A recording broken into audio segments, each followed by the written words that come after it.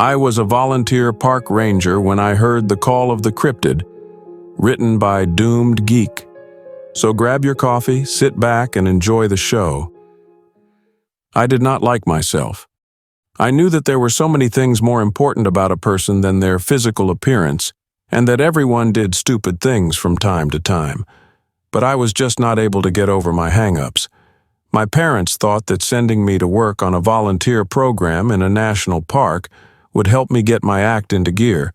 I did not want to go, and I told them that straight off. I wanted to stop in my room with the curtains drawn and read horror novels. That was when I was at my happiest. Then I saw my father crying in the kitchen. I was shocked.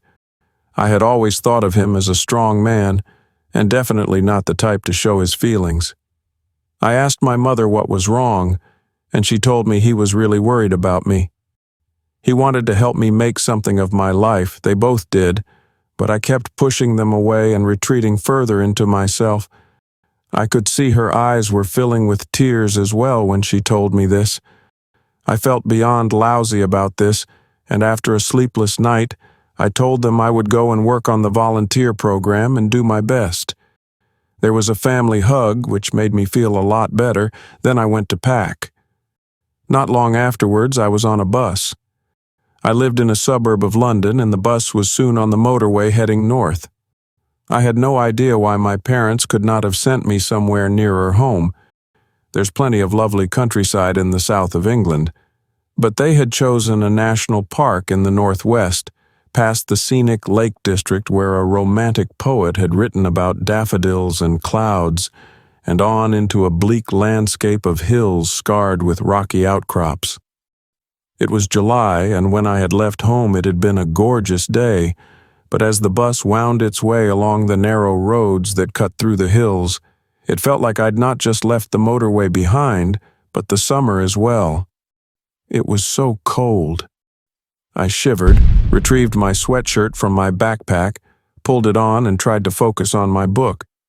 It was the new paperback from one of my favorite authors, a blood-splattered road trip through a zombie-ravaged world, according to the blurb on the cover, and I had been planning on losing myself in its pages. But I had spent most of the time thinking about my situation at home and the dawning realization that this trip was just the prelude to me moving on in life properly, away to college or to work. To be honest, this was a much more frightening prospect than any deranged brain-eater could ever be. When the bus pulled up at the side of the road, I was feeling very down. I was so caught up in my thoughts I didn't hear the bus driver the first time he called back that this was my stop. When he shouted out again, I felt the eyes of all the other passengers on me as I got my backpack from the overhead rack and walked along the aisle. My cheeks were burning as I watched the bus drive away. It had dropped me in the middle of nowhere next to a large stone cottage.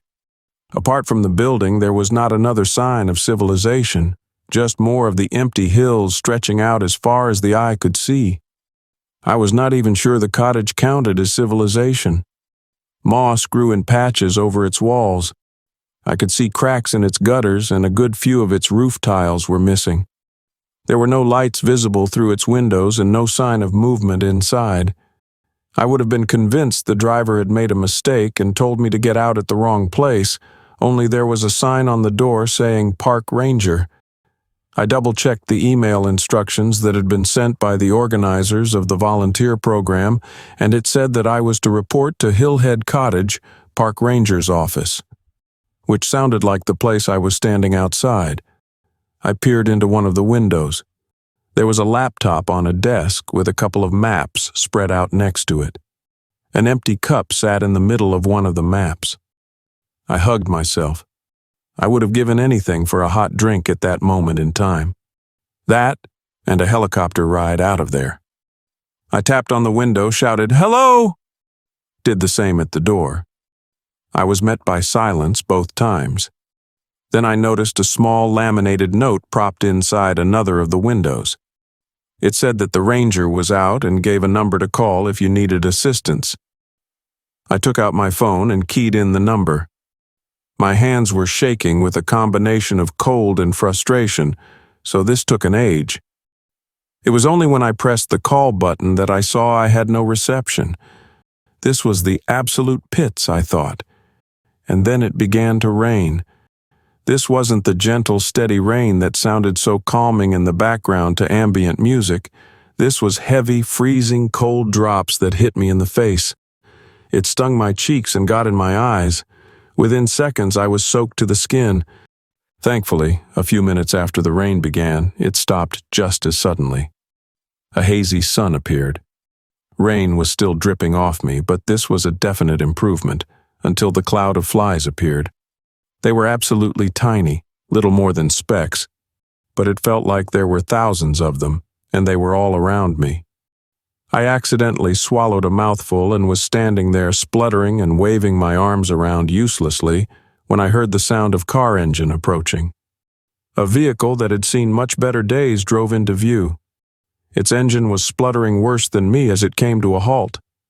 A man wearing a green uniform got out, looked at me as the flies continued to buzz around me and said, "I see you've met the locals." Then he smiled and added, "I'm the ranger. Are you the new volunteer?" I did not want to risk opening my mouth, so simply nodded. "I'm sorry I wasn't here to meet you," he went on. "I was heading back when I was flagged down by a couple of visitors to the park who were completely lost. It's easily done round here." Thankfully, the flies were starting to drift off, still moving as one swirling cloud, and I was able to reply, "I am cold, wet, and have never been more miserable in my life. I would like to unvolunteer." He looked sympathetic. "You wouldn't be the first.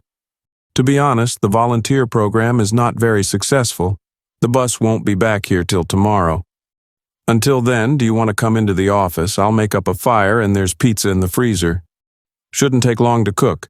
Do you like pizza?" My misery levels improving, I followed him inside. The building was surprising, spacious, and clean, and with a log fire crackling in the hearth and the smell of pizza drifting from the oven, I decided maybe things weren't so bad after all. The ranger had shown me the room I would be sleeping in. It was a dorm with 4 bunk beds, which I would have to myself. That suited me just fine. There was no TV, and my phone still had no signal, but I had my book. There was a landline phone in the ranger's office. He suggested I call my parents to let them know I had arrived, but would be going back home tomorrow, then left me to check on the pizzas. As I looked in the address book on my mobile so I could dial their number, I started to think of how they would feel when I told them I'd decided not to stay. They wouldn't get angry or shout at me or anything like that. They never had, and I knew they never would. But they would be disappointed, maybe feel sad, maybe feel hurt. As the call was answered by my mother, I made a decision. I told her the journey had gone well, and the ranger was a nice person, and how I was looking forward to helping him and learning about what a park ranger did. I had decided to stay. After eating the pizza in record time, I went to bed. I managed to read 2 pages of my book before I fell asleep. I woke up feeling refreshed and enthusiastic to find out what a park ranger did. At home, I would only ever get out of bed before midday if I had to. As the ranger started his car and we set off to begin the tasks for the day, it was just after 8 a.m. I was in uncharted territory. As he drove, the ranger explained that we would spend the morning repairing a footpath. That sounded great to me. After an hour of carrying and placing stones onto a footpath that never seemed to end, I was aching all over. I had always believed that exercise was for shallow people. That had never been a problem before, but as I struggled on, I realized that being unfit was maybe not a badge of honor after all. About midday, when we returned to the car and the ranger passed me a flask of steaming hot soup and a stack of sandwiches, I found it difficult to unscrew the lid of the flask because my hands felt so weak. "This afternoon will be a lot easier," the ranger said. "I'm working with a university on a study of changing weather patterns, and we've placed a monitor on the highest point in the park. Now, if you want to finish your lunch and have a rest, I will get back to the path." He left me drinking my soup and devouring my sandwiches. I felt guilty that he was doing all the work, but grateful as well. He had clearly seen I was finding it hard going and giving me a break. I appreciated his thoughtfulness. The weather was fine, and I had a clear view out over the hills. Where the day before everything had seemed bleak, the landscape now struck me as striking. Compared to the identical housing estates and shopping centers of my hometown, it was almost otherworldly. Sitting there, feeling full and warm and comfortable, I started to doze. I awoke with a start as the engine coughed itself into life and rubbed my eyes and yawned as we set off. We wound our way up a steep path until we reached the top of a hill where a small box had been fixed to a pole. The ranger explained the details of how the device worked to me, but I must admit I was too busy being impressed by the view. From our vantage point, I could see mile after mile of countryside. The park went from striking to stunning, in my opinion. Once the ranger had finished entering readings into a notebook, we set off again. I was famished once more by now and hoped we were heading back to the cottage, but the ranger turned to me and said, "I'm going to call in at one of the farmhouses that are situated in the park. There's a half-dozen of these, and most have been in the same families for generations, longer actually than the park has been in existence. The farms are a vital part of the ecosystem of the park." He paused here, and I could tell he was thinking. After a moment, he continued, "To be frank, though, some of the farmers are a pain in the backside. I probably should not say things like that, but it's the truth." "How come?" I asked. "I go and see each of them on a regular basis to discuss the work I am doing on the land, but all they ever seem to do is complain. The man we are going to see today is particularly testing. He is convinced there is a wild creature in the park and that I should spend all my time trying to catch it." At the words "wild creature," a ripple of excitement passed through me. "Like a wolf?" I asked. The ranger shook his head. "There are no wolves in the wild here. The farmer's creature is something a lot more fantastical. Have you heard of cryptids?" "I have," I told him. "Well," he continued, "I side with those who follow the scientific facts and say such things are not real. But I am afraid to say the farmer is letting his imagination run away with him because he believes there is a Barghest roaming these hills. This is a local legend." Much as I loved my horror, I felt the same way about cryptids. I was intrigued all the same, especially because I had no idea what a Barghest was. My head was immediately full of questions. But we were now parking in front of a ramshackle building surrounded by rusty vehicle parts and tires lying on their side. The ranger climbed out and went to knock on the door. 3 knocks later, the door swung slowly open.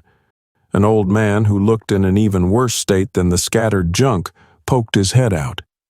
He did not appear pleased to see the ranger and said in a gravelly voice, "You're too late. You could have done something if you had listened to me, but now it's too late." I could tell the ranger was having to make an effort to keep his tone reasonable when he replied, "Now then, Nathaniel, what do you mean by that?" The old man's voice rose in volume, and he looked to be shaking with anger. "It was here last night, the creature. I could see it out of my window as I cowered inside in terror. It was lying in front of my door, and you know what that means." With that, he slammed the door. The ranger sighed and came back to the car. His shoulders were slumped as he pulled his seatbelt on. I had witnessed the whole thing from the passenger seat and said, "He seems pretty upset." "Yes," the ranger replied. "And that's not okay. I don't share his beliefs, but I want to help him." He sighed again, then sat up straighter and put a smile on his face. "However, this is not something that you need worry about. Let's get back to base and have some food. I'll be coming back later to check on the farmer and reassure him that everything is okay, but you can put your feet up." I said that sounded good, but I was already thinking there was no way I was going to stay behind. All the talk of mysterious creatures had sent my imagination into overdrive. After burgers and fries, I persuaded the ranger to let me return with him to the farmhouse. As I stepped outside and was hit by a rain-laced gale, I began to wish I hadn't, but I wasn't going to turn back. I'd committed to something, and I was going to see it through. This was who I was now. We set off with the windscreen wipers working overtime and the heater turned to full. As the ranger drove, I picked his brains on what exactly a Barghest was, and though it was clear he did not believe a word of it, his description of a large black dog with piercing red eyes sent a chill through me. When we once more pulled up outside the rundown farmhouse, I was tense and ready to see a monstrous hound lurking outside the door. Dusk was falling and there were plenty of shadows, but no dogs. I was kind of disappointed. The ranger told me to stay in the car and stepped out into the gloom. The rain had stopped by now, but not before turning the ground muddy, and the ranger left a trail of boots marks as he approached the door and knocked. There was a light showing through one of the windows, and when the farmer did not answer the door, the ranger moved round to the window and peered in. I could tell straight away that whatever he had seen was not good, because he ran back to the door and began kicking at it, trying to force his way in. The door must have been in as bad a state as the rest of the farmhouse, because the wood soon cracked and gave, and the ranger disappeared inside. I wasn't sure it was the right thing to do, but I wanted to help, so I jumped out of the car and hurried towards the open door, but paused halfway.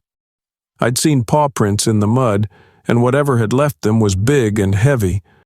I went nearer and held the outstretched palm of my hand over one of the paw prints.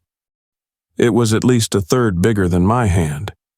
It was getting harder to see because of the encroaching darkness, but I could just about make out a half dozen or so more of the paw prints heading away from the farmhouse. I once again felt a cold chill. This was nothing to do with the temperature. It was a chill that seemed to be trickling through the marrow of my bones. I hugged myself and wondered if the new committed me was such an improvement after all. Then I heard movement behind me. I span round and was relieved to see it was the ranger. Relief that fell away immediately when I saw the serious expression on his face.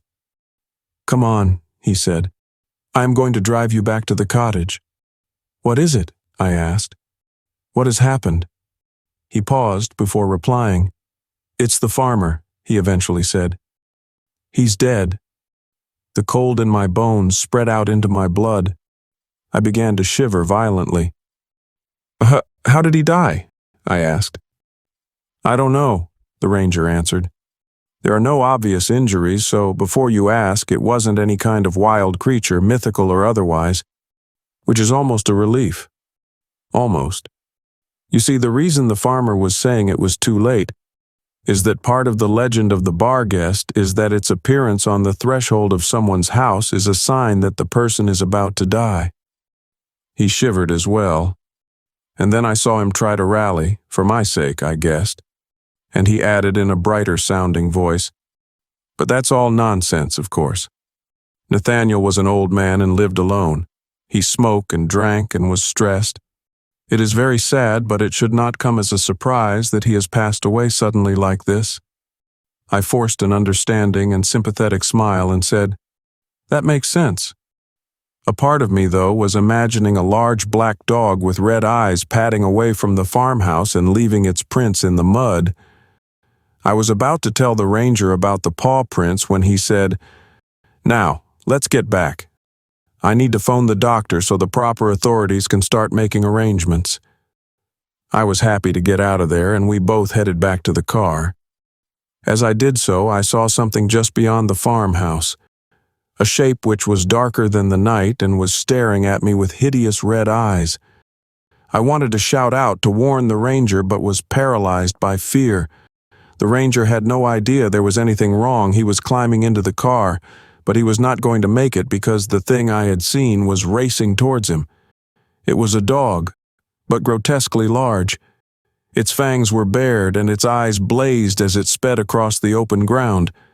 And still all I could do was stand and watch as it leapt at the ranger. He saw it, but far too late, and the dog had him clamped in between its teeth and was snarling and shaking him from side to side. He had seconds left before the dog killed him, I knew. I had to break free of my terror. I had to help him. I managed to take a few steps and reached down and, using both hands, managed to pick up one of the rusty pieces of metal. Then I threw it as hard as I could at the dog. It struck the creature on its side. The dog flinched, its mouth opened, and it dropped the ranger. He fell to the ground. "Take that!" I yelled and waved my fist in the air.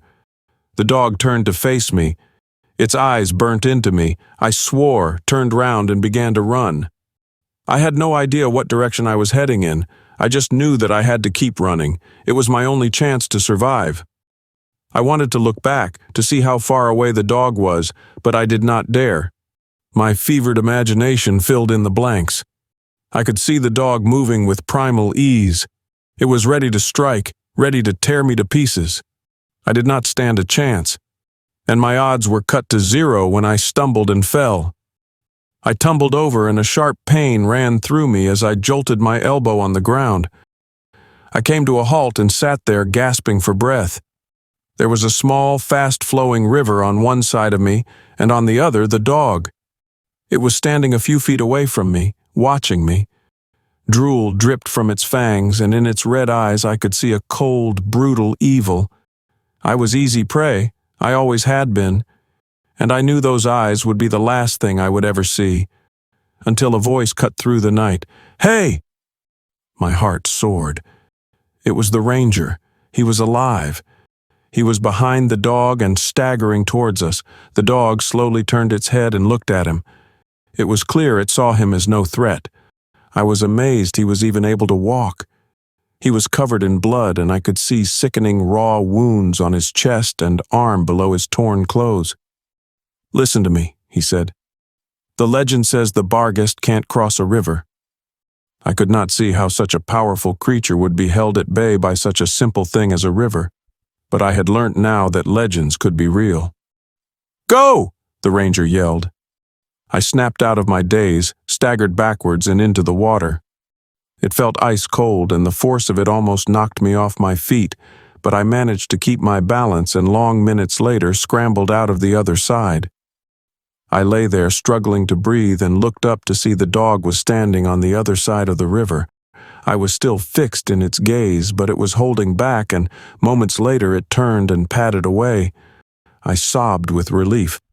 "It's true," I called out to the ranger. "It can't cross a river." I couldn't see him from where I was. I was so grateful to him. He had saved my life. And then I heard a scream and a snarling sound. He had saved my life and sacrificed his own. I began to weep. I lay there for a long time, too devastated to move, but eventually I managed to drag myself to my feet and began to walk blindly on. Just before dawn, I stumbled out onto a road, by dumb luck as much as anything else, and after a long, freezing cold wait, a car came into view.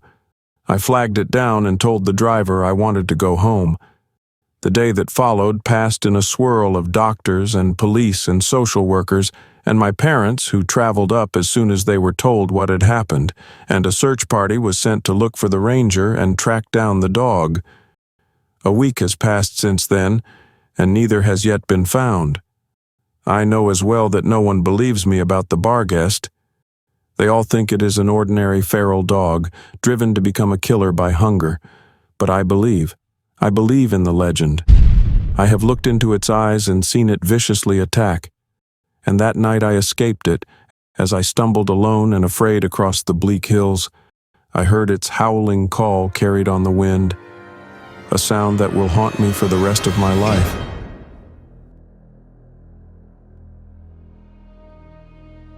Hey family, a very big thank you to Doomed Geek for allowing me to narrate such an awesome story. Be sure to check out their Reddit profile for more of their awesome works. If you would like to support us and make a donation, I'd be very much appreciative. I do have PayPal and a Buy Me a Coffee account. Be sure to also check out our merch store. There are plenty of items and designs to choose from. If you enjoyed this video, then why not check out the next one? Here, on the right-hand side. You can also follow us. All my socials and all my other links are contained within the Linktree link below. Take care, everyone, and I hope you all have a wonderful and peaceful night. And don't forget, where fear is, happiness is not.